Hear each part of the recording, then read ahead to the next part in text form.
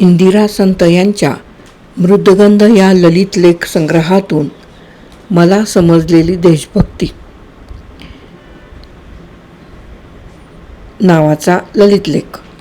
गोठ्यापलीकडील मोकळ्या जागेत आमची खटारा गाडी टेकलेली असे.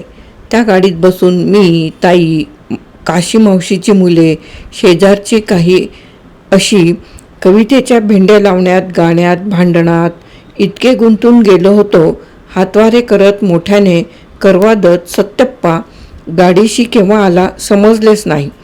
तिच्या मारी, काय गलका, काय हा ह्यो, गपा की वाईच, बघा जावा सोप्यात काय चाललंया, असे म्हणत त्याने शेंबल्याने नाक डोळे पुसले. तो रडत होता. डोळे लालभडक झाले होते. बघून आम्ही चूप होऊन गेलो. गुराच्या पायातील चघळ शेण काढण्याचे फावडे त्याने आमच्यावर उगारले. जावा तिकडं. मी हळूच माझघराच्या दारात येऊन बघते तो काय, माणसांनी सोपा गच्च भरलेला. नेहमी दूर बेलाच्या झाडाशी उभा राहून सांगावा देणारा सात्या तराळ उंबऱ्याशी उभा राहून बोलत होता. आम्ही त्याच्या भाषणाला संकेसूरला गेलो होतो नव. अख्खा गाव पायानं गाडीनं लोटला तवा त्यांना पाहिलं नव. तांबडी चुटूक पगडी काय, डोळं काय, अगदी भैरोबा देवावानी चेहरा. दुसरा म्हणाला, आवाज तरी काय गा, गरजात होता नुसता, इंग्रजांच्या ताब्यात राहायचं नाही म्हणत होता. सगळ्यात दाटल्या आवाजानं डोळे पुसत बोलत होते. काशी मावशी मला म्हणाली, टिळक गेले ग बाई, तंबाखूच्या कामाला गावात गेली ती माणसं धावतच परतली न काय. काय म्हणाले, टिळक महाराज गेले, समधी लिफाणी रडतीया. काकांना इतके मलूल मी कधी पाहिले नव्हते. खुंटीवरील लहान रंगीत अशा टिळकांच्या तसबिरीकडे पाहून बोलताना आवंडा गिळत होते. आठवणी सांगत होते. मी हळूच स्वयंपाकघरात आले. सकाळी सारवलेली चूल तशीच होती. मग जिन्याखालच्या पोत्यातून ओट्यात शेंगा घेतल्या, डब्यातल्या गूळ घेतला आणि गोठ्यात येऊन बसले. एकमेकांत मिसळून बाहेरची बोलणी ऐकू येत होती. शेंगा फोडता फोडता त्या अस्पष्ट कोलाहलामधून तळ्यातून उमटावे तसे एक चित्र मनात उभे राहिले. तिन्ही सांज होऊन गेलेली. गदगममधील मोठा रस्ता, त्यावरून एक लांब कोट, करवत काठी, धोतर, डोक्याला पांढरा रुमाल, खांद्यावरून उपरणे असे गृहस्थ तरातरा निघाले आहेत. त्यांचा हात धरून त्यांच्या चालीला जमवत एक 6-7 वर्षाची मुलगी निघाली आहे. तिच्या हातात एक पिशवी आहे. ते गृहस्थ कुठे थांबत नाहीत. गर्दी दिसली की पिशवी आपल्या काखेत घेतात, उपरण्याने झाकतात. जणू ती एक मौल्यवान वस्तू आहे. ते गृहस्थ म्हणजे आमच्या शेजारी राहणारे वडिलांच्या हाताखालचे कारकून. 4-5 दिवसांनी एकदा अंधार पसरला की ते मला मुद्दाम बोलावून एका घरी जात. येताना पिशवी आणत. मला त्या घरच्या काकू फोडलेले बदाम देत. पिशवी घरी आणली की ती तडक वडिलांच्या पलंगावरच्या गादीखाली ठेवायची. हे माझे काम. मी ते अगदी मोठ्या जबाबदारीने करत असे. एकदा हळूच पिशवीचे तोंड बंद करून आत पाहिले. तो एक वर्तमानपत्र, घडीवर मोठ्या अक्षरात केसरी असे लिहिलेले आणि त्याखाली एकमेकांकडे तोंड करून शेपटी उंचावून उभे राहिलेले 2 सिंह आणि सिंहांच्या मध्ये एक श्लोक. गजली श्रेष्ठाया निबिड तरांका तार जठरी मदांधाक्षा मित्रा क्षणभरीही, वगैरे वगैरे. हा श्लोक रोज संध्याकाळी वडील आमच्याकडून प्रथम म्हणून घेत असत. म्हणजे मला काका सोप्यात केसरी केसरी म्हणत होते. तो केसरी या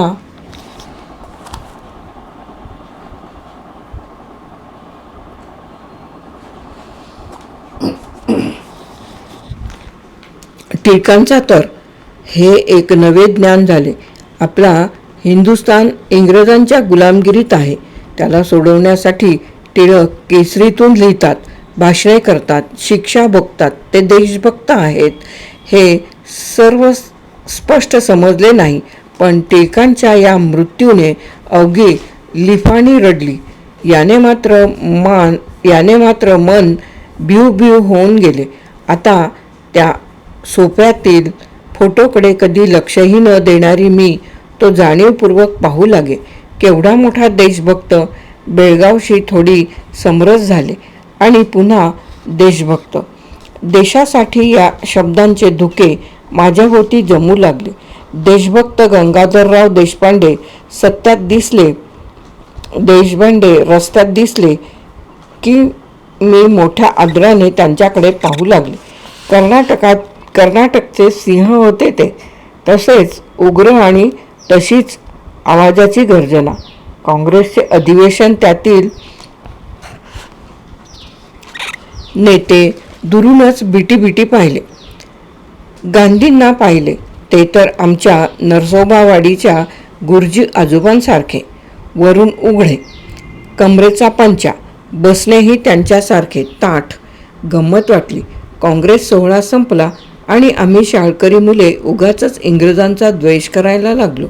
आमचा पहिला हल्ला वर्गातील इतिहासावर. व्हिक्टोरिया राणीला मिशा काढायच्या, सर्व गव्हर्नरांचे, सेनापतींचे डोळे पेन्सिलने निकामी करायचे आणि मग त्यात चळवळ उभी राहिली. मुले सगळ्यात पुढे. ठळकवाडीला तर रोज प्रभात फेऱ्या निघत, हातात झेंडा आणि बरोबर 15-20 लहान मोठी मुली रस्त्यावरून गाणी गात चरखा चला चला के लेंगे स्वराज्य लेंगे, मध्येच गांधी महाराज की जय व्हायचे.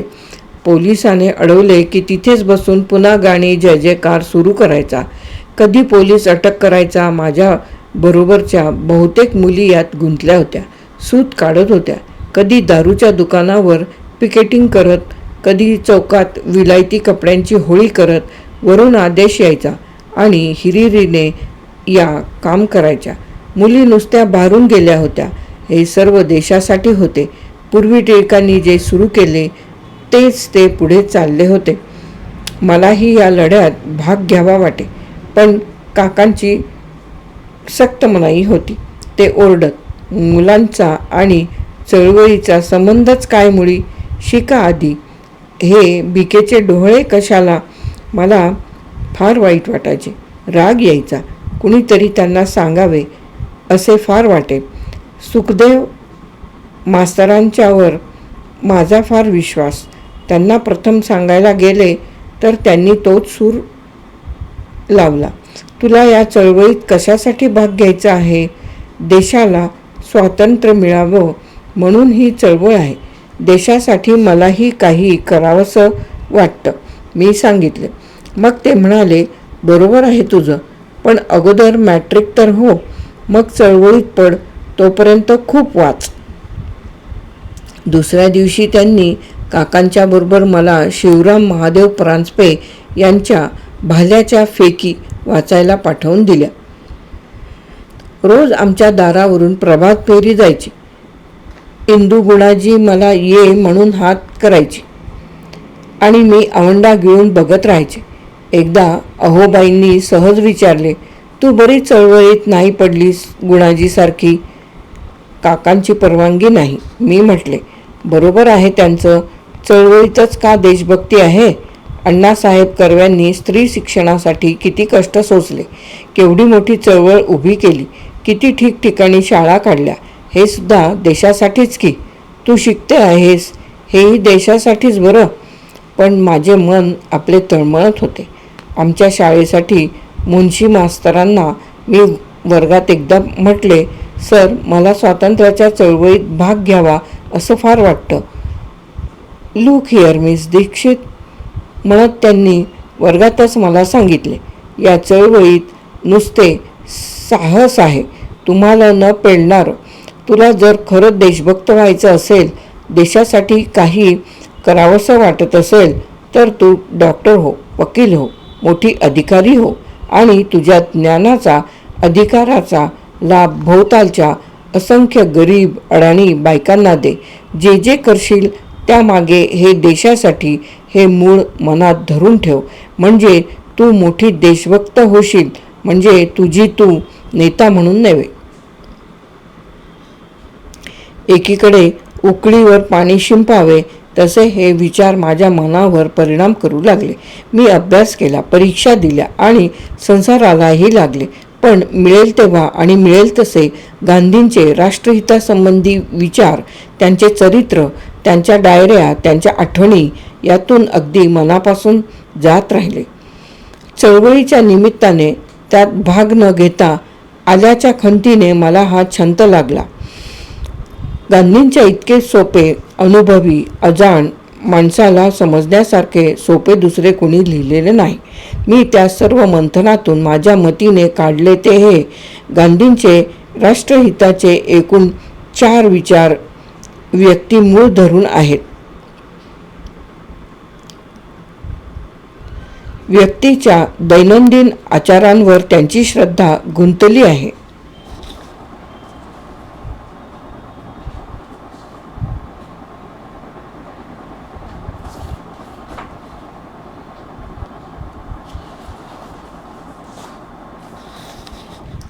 त्यांची एक आठवण आहे ना, ते आपल्या आश्रमात असताना 2-3 गृहस्थ त्यांना भेटायला आले.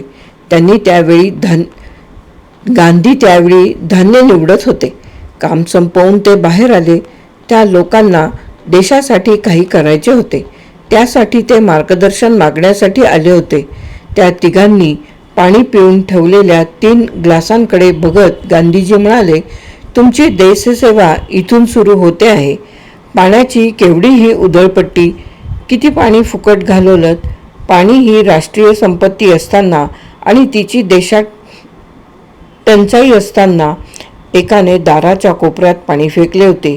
ती ओल दिसत होती आणि बाकीचे दोन्ही ग्लास पाऊण भरलेले असे, पण पाणी उष्ट झालेले होते. माझ्या मनाची त्या चळवळीच्या लाटेत भाग न घेण्याची मनात खोल राहिलेली खंत पार निवळून गेली आणि देशभक्ती संबंधीची कल्पनाही पार बदलून गेली.